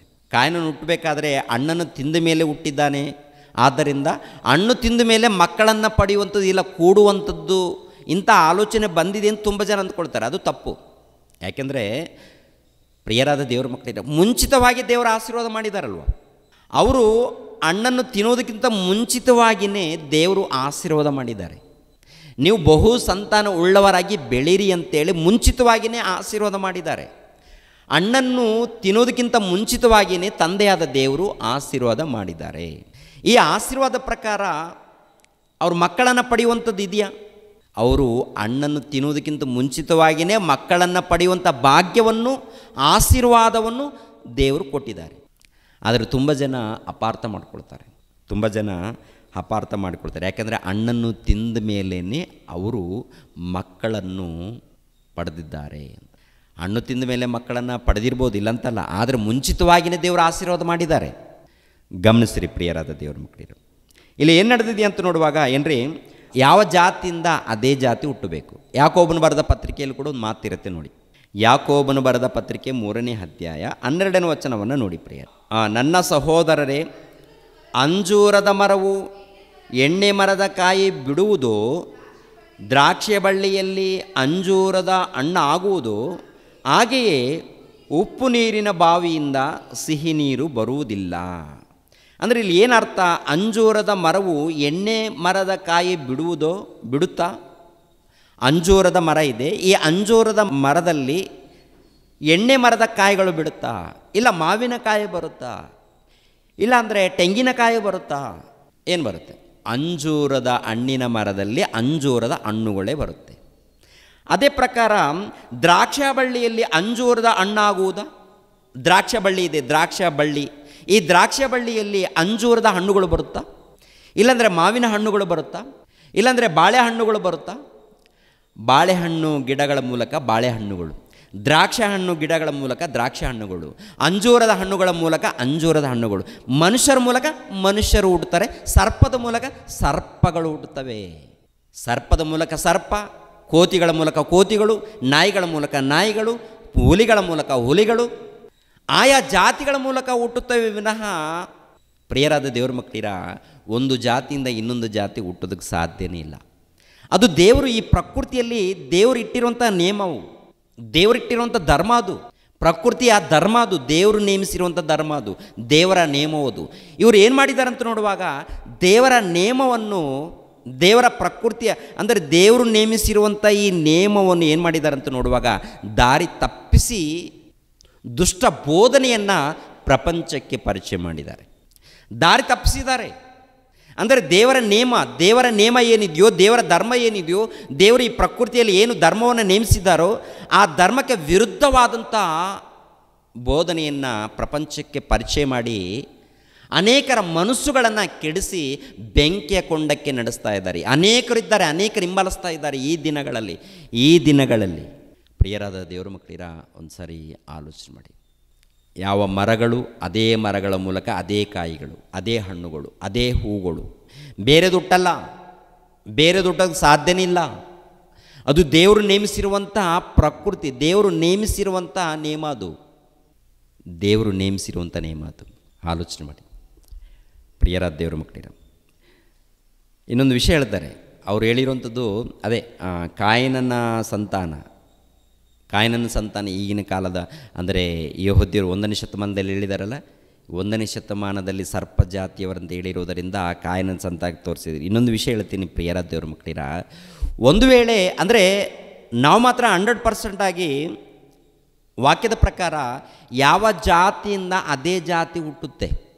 ಮೃಗಗಳ ಜಾತಿ, ಪಕ್ಷಿಗಳ ಜಾತಿ, ಪಾರಿವಾಳದ ಮೂಲಕ ಪಾರಿವಾಳ, ಕಾಗೆಗಳ ಮೂಲಕ ಕಾಗೆಗಳು, ಕೋತಿಗಳ ಮೂಲಕ ಕೋತಿಗಳು, ಆನೆಗಳ ಮೂಲಕ ಆನೆಗಳು. ಆಯಾ ಜಾತಿಗಳ ಮೂಲಕ ಅವ ಪ್ರಾಣಿಗಳು, ಪಕ್ಷಿಗಳು, ಮೃಗಗಳು, ಜಂತುಗಳು ಹುಟ್ಟುತ್ತೆ. ಇದು ದೇವರು ನೇಮಿಸಿರುವಂಥ ಒಂದು ಧರ್ಮ. ಅವ್ರು ಏನು ಹೇಳ್ತಾರೆ ಅಂದರೆ, ಕಾಯಿನನ ಸಂತಾನವೇ ಇವರು ಸರ್ಪಜಾತಿ ಅಂತ ಹೇಳ್ತಾರೆ. ಇನ್ನೊಂದು ವಿಷಯ ಏನಪ್ಪ ಅಂದರೆ, ನೋಹನ ಕಾಲದಲ್ಲಿ ಎಲ್ಲರೂ ಮರಣ ಹೊಂದಿದ್ದಾರೆ. ಒಂದು ಕುಟುಂಬ ಉಳಿಯುತ್ತೆ, ಉಳಿದವರೆಲ್ಲರೂ ಕೂಡ ಮರಣ ಹೊಂದಿದ್ದಾರೆ. ಒಂದು ವೇಳೆ ಅವರ ಪ್ರಕಾರ ಕಾಯಿನನ ಸಂತಾನವೇ ಈ ಸರ್ಪಜಾತಿಯವರಂತೇಳಿ ಅವರ ಪ್ರಕಾರ ಅಂದುಕೊಂಡ್ರೆ, ಯಾರ ಪ್ರಕಾರ? ಈ ಬ್ರನ್ಹಾಮ್ ಬೋಧನೆಯ ಪ್ರಕಾರ, ಇಲ್ಲ ಅವರ ಟೀಮ್ ಪ್ರಕಾರ ಅಂದುಕೊಂಡ್ರೆ ಕಾಯಿನನ ಸಂತಾನ ಇದೆಯಾ? ಏನಾಗಿದೆ ನೋಡಿ ಒಂದು ಸಾರಿ. ಆದಿಕಾಂಡ 6ನೇ ಅಧ್ಯಾಯ 9ನೇ ವಚನ 10ನೇ ವಚನ. ನೋಹನ ಚರಿತ್ರೆಯು. ನೋಹನು ನೀತಿವಂತನು, ತನ್ನ ಕಾಲದಲ್ಲಿ ತಪ್ಪಿಲ್ಲದವನು ಆಗಿದ್ದನು. ಅವನು ದೇವರೊಂದಿಗೆ ಅನ್ಯೋನ್ಯವಾಗಿ ನಡೆದುಕೊಂಡನು. ಶೇಮ್, ಹಾಮ್, ಹೆಫತ್ ಎಂಬ 3 ಮಂದಿ ಮಕ್ಕಳನ್ನು ಪಡೆದನು. ಭೂಲೋಕದವರು ದೇವದೃಷ್ಟಿಗೆ ಕೆಟ್ಟು ಹೋಗಿದ್ದರು. ಅನ್ಯಾಯವು ಲೋಕವನ್ನು ತುಂಬಿಕೊಂಡಿತ್ತು. ದೇವರು ಲೋಕವನ್ನು ನೋಡಿದಾಗ ಅದು ಕೆಟ್ಟು ಹೋಗಿತ್ತು. ಭೂನಿವಾಸಿಗಳೆಲ್ಲರೂ ತಮ್ಮ ನಡವಳಿಕೆಯನ್ನು ಕೆಡಿಸಿಕೊಂಡಿದ್ದರು. ಅದಕ್ಕೆ ದೇವರೇನು ಮಾಡಿದಾರಂತ ನೋಡುವಾಗ ನೋಹಾನನನ್ನು ನೋಡಿದ್ದಾನೆ. ನೀನು ನೀತಿವಂತನಾಗಿದ್ದೀಯ ನೋಹಾನನೇ, ಆದ್ದರಿಂದ ನೀನು ನಿನ್ನ ಕುಟುಂಬದವರು ಸೇರಿ ಒಂದು ನಾವೆಯನ್ನು ಕಟ್ಕೊಳ್ಬೇಕು ಅಂದಾಗ, ಆಯಿತು ದೇವರೇ, ಯಾಕೆ ಜಲಪ್ರಳಯವನ್ನು ತರಿಸಿ ಟೋಟಲ್ ಭೂಲೋಕದಲ್ಲಿದ್ದಂಥ ಸರ್ವ ಮಾನವರನ್ನು, ಜೀವರಾಶಿಗಳನ್ನು ನಾಶ ಮಾಡ್ತೀನಿ ಅಂತ ಹೇಳಿದ್ದಾರೆ. ಇದರ ಪ್ರಕಾರ ಏನಾಗುತ್ತಂತ ನೋಡುವಾಗ ಪ್ರಿಯರಾದ ದೇವರ ಮಕ್ಕಳಿರ, ಎಷ್ಟು ಮಂದಿ ನಾಶವಾಗ್ತಾರಂತ ನೋಡುವಾಗ ಭೂಲೋಕದಲ್ಲಿದ್ದಂಥ ಎಲ್ಲ ಜಾತಿಯವರು, ಅಂದರೆ ಆದಾಮನ ಮೂಲಕ ಬಂದಂಥ ಎಲ್ಲರೂ ಕೂಡ ಮರಣ ಹೊಂದುತ್ತಾರೆ, ಹಾಗೆ ಉಳ್ಕೊಳ್ತಾರೆ. ಒಂದೇ ಒಂದು ಕುಟುಂಬ ಉಳಿಯುತ್ತೆ, ಅದು ನೋಹನ ಕುಟುಂಬ ಉಳಿಯುತ್ತೆ. ಮತ್ತು ಕಾಯಿನನ ಕುಟುಂಬ ಏನಾಗುತ್ತೆ? ಒಂದು ವೇಳೆ ಇವರ ಪ್ರಕಾರ ಕಾಯಿನನ ಸಂತಾನದಿಂದ ಬಂದೋರೇ ಸರ್ಪಜಾತಿಯವರಂತೇಳಿ ಇವ್ರ ಪ್ರಕಾರ ಅಂದುಕೊಂಡ್ರೆ, ನೋಹನ ಕಾಲದಲ್ಲಿದ್ದಂಥ ಈ ಜನರು ಏನಾಗ್ತಾರಂತ ನೋಡುವಾಗ ಒಂದೇ ಒಂದು ಕುಟುಂಬ ಉಳಿಯುತ್ತೆ. ನೋಹಾನನ ಕುಟುಂಬ ಮಾತ್ರ ಉಳಿಯುತ್ತೆ. ಉಳಿದವರು ಎಲ್ಲರೂ ಕೂಡ ಏನಾಗ್ತಾರೆ? ನೀರು ಪಾಲಾಗ್ತಾರೆ. ಇಲ್ಲೆಲ್ಲ ಕೂಡ ಸತ್ತೋಗ್ತಾರಲ್ವ. ಉಳಿತಾರೆ? ಯಾರಾದರೂ ಉಳಿದಿದ್ದಾರಾ ಪ್ರಿಯರೇ? ಯಾರೂ ಉಳ್ಕೊಂಡಿಲ್ಲ. ಆದಿಕಾಂಡ 7ನೇ ಅಧ್ಯಾಯ 19ನೇ ವಚನವನ್ನು ನೋಡಿ ಪ್ರಿಯರೇ. ನೀರು ಭೂಮಿಯ ಮೇಲೆ ಅತ್ಯಧಿಕವಾಗಿ ಪ್ರಬಲವಾದ್ದರಿಂದ ಆಕಾಶ ಮಂಡಲದ ಕೆಳಗಿರುವ ಎಲ್ಲ ದೊಡ್ಡ ಬೆಟ್ಟಗಳು ಮುಚ್ಚಿ ಹೋದವು. ನೀರು ಆ ಬೆಟ್ಟಗಳಿಗಿಂತಲೂ 15 ಮೊಳ ಹೆಚ್ಚಲು ಅವುಗಳು ಸಂಪೂರ್ಣವಾಗಿ ಮುಚ್ಚಿ ಹೋದುದರಿಂದ ಪಶು ಪಕ್ಷಿ ಮೃಗಕ್ರಿಮಿಗಳು ಮನುಷ್ಯರು ಸಹಿತವಾಗಿ ಭೂಮಿಯ ಮೇಲೆ ಸಂಚರಿಸುವ ಸಕಲ ಪ್ರಾಣಿಗಳು ಲಯವಾದವು. ಮೂಗಿನಿಂದ ಶ್ವಾಸ ಬಿಡುವ ಭೂಜಂತುಗಳೆಲ್ಲ ಸತ್ತವು. ಮನುಷ್ಯರು ಮೊದಲುಗೊಂಡು ಪಶು ಪಕ್ಷಿ ಕ್ರಿಮಿಗಳವರೆಗೂ ಭೂಮಿಯ ಮೇಲಿದ್ದೆಲ್ಲ ನಾಶವಾಯಿತು. ಅವು ಭೂಮಿಯ ಮೇಲಿನಿಂದ ಲಯವಾಗಿ ಹೋದವು. ಮತ್ತು ಯಾರು ಉಳಿದಿದ್ದಾರೆ? ನೋಹಾನು, ಅವನೊಂದಿಗೆ ನಾವಿಲ್ಲಿದ್ದ ಜೀವಿಗಳು ಮಾತ್ರ ಉಳಿದವು. ನೋಹಾನ ಜೊತೆ ಯಾರಿದ್ದಾರೆ? ನೋಹಾನನ 3 ಮಕ್ಕಳು, ಆ 3ರಿಗೆ ಹೆಂಡತಿಯರು, ನೋಹಾನನ ಹೆಂಡತಿ. ಒಟ್ಟಿಗೆ ಎಷ್ಟು ಮಂದಿ ಉಳಿದಿದ್ದಾರೆ? 8 ಮಂದಿ ಮಾತ್ರ ಉಳಿದಿದ್ದಾರೆ. ಎಷ್ಟು ಮಂದಿ ಉಳಿದಿದ್ದಾರೆ? 8 ಮಂದಿ ಮಾತ್ರ ಉಳಿದಿದ್ದಾರೆ. ಈ 8 ಮಂದಿ ಮಾತ್ರ ಉಳಿದಿದ್ದಾರೆ. ಉಳಿದವರೆಲ್ಲರೂ ಕೂಡ ಏನಾಗಿದ್ದಾರೆ? ನೀರಿನ ಮೂಲಕ ನಾಶವಾಗಿದೆ. ಯಾರ ಮೂಲಕ ನಾಶ? ನೀರಿನ ಮೂಲಕ ನಾಶವಾಗಿದ್ದಾರೆ. ನೀರಿನ ಮೂಲಕ ನಾಶವಾದಾಗ ಕಾಯಿನನ ಸಂತಾನ ಎಲ್ಲಿ? ಕಾಯಿನನ ಸಂತಾನವೇ ಸರ್ಪಜಾತಿ ಅಂತ ನೀನು ಅಂದ್ಕೊಂಡ್ರೆ ಕಾಯಿನನ ಸಂತಾನ ಸಂಪೂರ್ಣವಾಗಿ ನೀರಿನ ಮೂಲಕ ನಾಶವಾಗಿದೆಯಲ್ಲ. ಒಂದು ವೇಳೆ ನಿಮಗೆ ಅರ್ಥ ಆಗಬೇಕಾದ್ರೆ ಅದೇ ಆದಿಕಾಂಡ ಮತ್ತೊಂದು ಸಾರಿ 4ನೇ ಅಧ್ಯಾಯ 25ನೇ ವಚನ ನೋಡಿ. ಕಾಯಿನನು ತನ್ನ ಹೆಂಡತಿಯನ್ನು ಕೂಡಲು ಅವಳು ಗರ್ಭಿಣಿಯಾಗಿ ಆನೋಕನನ್ನು ಎತ್ತಳು. ಇದಲ್ಲದೆ ಕಾಯಿನನು ಒಂದು ಊರನ್ನು ಕಟ್ಟಿ ಅದಕ್ಕೆ ಆನೋಕ್ ಎಂದು ತನ್ನ ಮಗನ ಹೆಸರಿಟ್ಟನು. ಅಂದರೆ ಇಲ್ಲಿ ಕಾಯಿನನ ಸಂತಾನ ಅಭಿವೃದ್ಧಿ ಆಗ್ತಾ ಇದೆ. ಕಾಯಿನನ ಸಂತಾನ ಆನೋಕನಂದರೆ ಮತ್ತೆ ಸೇತನ ಮೂಲಕ ಹುಟ್ಟಿರುವಂಥ ಆನೋಕನ ಇರ್ತಾನೆ. ಆ ಆನೋಕನು ಬೇರೆ, ಈ ಆನೋಕನು ಬೇರೆ. ಓಕೆನಾ? ಅಲ್ಲಿ ಡಬಲ್ ಹೆಸರುಗಳಿರುತ್ತೆ. ಡಬಲ್ 2-3 ಹೆಸರುಗಳಿದ್ದಾಗ ಯಾರು ಕೂಡ ಗೊಂದಲಕ್ಕೆ ಈಡಾಗಬೇಡಿ, ಕನ್ಫ್ಯೂಸ್ ಬೇಡ. 2-3 ಹೆಸರುಗಳು ಒಂದೇ ಹೆಸರು ಮೇಲೆ 4 ಮಂದಿ ಹೆಸರು ಹಾಗೆ ಇರುತ್ತೆ. ಈಗಿನ ಕಾಲದಲ್ಲಿ ರಾಮು ಅಂದರೆ ಎಷ್ಟು ಮಂದಿ ರಾಮುಗಳಿಲ್ಲ ಇಲ್ವಾ? ಶ್ರೀನಿವಾಸ್ ಅಂದರೆ ಎಷ್ಟು ಮಂದಿ ಶ್ರೀನಿವಾಸಗಳಿಲ್ಲ? ಮನೋಜ್ ಕುಮಾರ್ ಅಂದರೆ ಎಷ್ಟು ಮಂದಿ ಮನೋಜ್ ಕುಮಾರ್ ಇಲ್ಲ ಇದ್ದಾರೆ ಇಲ್ವಾ? ಅದೇ ಪ್ರಕಾರ ಆಗಿನ ಕಾಲದಲ್ಲಿ ಅನೇಕರು ಇದ್ದಾರೆ. ಕಾಯಿನನ ಸಂತಾನ ಕೂಡ ಆನೋಕನಂತ ಇರಲಿ. ಓಕೆನಾ? ಇಲ್ಲಿ 4ನೇ ಅಧ್ಯಾಯ 17ನೇ ವಚನದಲ್ಲಿ ನೋಡುವಾಗ ಕಾಯಿನನ ಸಂತಾನ ಅಭಿವೃದ್ಧಿ ಆಗುತ್ತೆ. 5ನೇ ಅಧ್ಯಾಯಕ್ಕೆ ಬರೋಣ ಇವಾಗ. ಆದಾಮನ ವಂಶದವರ ಚರಿತ್ರೆಯು ದೇವರು ಸೃಷ್ಟಿಕಾಲದಲ್ಲಿ ಮನುಷ್ಯನನ್ನು ತನ್ನ ಹೋಲಿಕೆಗೆ ಸರಿಯಾಗಿ ಉಂಟು ಮಾಡಿದನು, ಅವರನ್ನು ಗಂಡು ಹೆಣ್ಣಾಗಿ ಉಂಟು ಮಾಡಿದನು. ಇದಲ್ಲದೆ ಅದೇ ದಿವಸಗಳಲ್ಲಿ ಅವರನ್ನು ಆಶೀರ್ವದಿಸಿ ಅವರಿಗೆ ಮನುಷ್ಯ ಎಂದು ಹೆಸರಿಟ್ಟನು. ಆದಾಮನು 130 ವರ್ಷದವನಾದಾಗ ರೂಪದಲ್ಲಿ ತನ್ನ ಹೋಲಿಕೆಗೆ ಸರಿಯಾದ ಮಗನನ್ನು ಪಡೆದು ಅವನಿಗೆ ಸೇತನೆಂದು ಹೆಸರಿಟ್ಟನು. ಸೇತನು ಹುಟ್ಟಿದ ಮೇಲೆ ಆದಾಮನು ಗಂಡು ಹೆಣ್ಣು ಮಕ್ಕಳನ್ನು ಪಡೆದು 800 ವರ್ಷ ಬದುಕಿದನು. ಅವನು ಒಟ್ಟು 930 ವರ್ಷ ಬದುಕಿ ಸತ್ತನು. ಅಂದರೆ ಇಲ್ಲಿ ಪ್ರಿಯರಾದ ದೇವರ ಮಕ್ಕಳಿರ, ಕಾಯಿನನು ತನ್ನ ತಮ್ಮನಾಗಿರುವಂಥ ಹೇಬೇಲನನ್ನು ಕೊಂದಾಕಿರ್ತಾನೆ ನೋಡಿ. ಕೊಂದಾಕಿರುವುದರಿಂದ ಅವಳು ದೇವರನ್ನು, ಪ್ರಿಯರಾದ ದೇವರ ಮಕ್ಕಳಿರ ಒಂದು ಮಾತನ್ನು ಹೇಳ್ತಾಳೆ. ಏನಪ್ಪ ಅಂತ ನೋಡುವಾಗ 4ನೇ ಅಧ್ಯಾಯ 24ನೇ ವಚನ.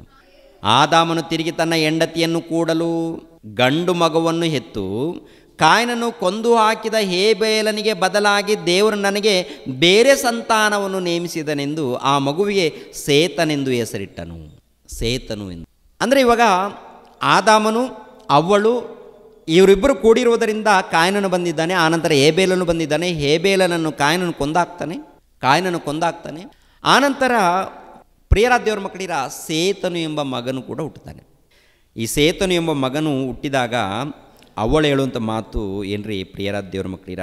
ಕಾಯಿನನ್ನು ಕೊಂದು ಹಾಕಿದ ಹೇಬೇಲನಿಗೆ ಬದಲಾಗಿ ದೇವರು ನನಗೆ ಬೇರೆ ಸಂತಾನವನ್ನು ನೇಮಿಸದನೆಂದು ಆ ಮಗುವಿಗೆ ಸೇತನೆಂದು ಹೆಸರಿಟ್ಟಳು. ಅವಳು ಸೇತನ ಸಂತಾನಾಭಿವೃದ್ಧಿಯಾಗುತ್ತೆ. ಕಾಯಿನನ ಸಂತಾನಾಭಿವೃದ್ಧಿಯಾಗಿದೆ, ಸೇತನ ಸಂತಾನಾಭಿವೃದ್ಧಿಯಾಗಿದೆ. ಸೇತನ ಸಂತಾನದ ಮೂಲಕ ಯಾರ್ಯಾರು ಬರ್ತಾರೋ ಇಲ್ಲಿ ಪ್ರಿಯರಾದ ದೇವರ ಮಕ್ಕಳಿರ 5ನೇ ಅಧ್ಯಾಯ 6ನೇ ವಚನದಿಂದ ನೋಡ್ಕೊಂಡು ಬಂದರೆ ಗೊತ್ತಾಗುತ್ತೆ. ಸೇತನ ಮೂಲಕ ಹುಟ್ಟಿದಂಥ ಸಂತಾನ. ಈ ಸೇತನ ಮೂಲಕ ಹುಟ್ಟಿದಂಥ ಸಂತಾನದಲ್ಲಿ 5ನೇ ಅಧ್ಯಾಯ 28ನೇ ವಚನ. ಲೆಮೆಕನು 182 ವರ್ಷದವನಾದಾಗ ಒಬ್ಬ ಮಗನನ್ನು ಪಡೆದನು. ಯೆಹೋವನು ಶಪಿಸಿದ ಭೂಮಿಯಿಂದ ನನಗೆ ಉಂಟಾದ ಕೈ ಕಷ್ಟದಲ್ಲಿಯೂ ಶ್ರಮೆಯಲ್ಲಿಯೂ ಈ ಮಗನನ್ನು ನಮ್ಮನ್ನು ಉಪಶಮನಗೊಳಿಸುವನು ಎಂದು ಹೇಳಿ ಅವನಿಗೆ ನೋಹ ಎಂದು ಹೆಸರಿಟ್ಟನು. ನೋಹ ಎಂದು ಹೆಸರಿಟ್ಟನು. ನೋಹನು ಹುಟ್ಟಿದ ಮೇಲೆ ಲೆಮೆಕನು ಗಂಡು ಹೆಣ್ಣು ಮಕ್ಕಳನ್ನು ಪಡೆದು 595 ವರ್ಷ ಬದುಕಿದನು. 777 ವರ್ಷ ಬದುಕಿ ಸತ್ತನು.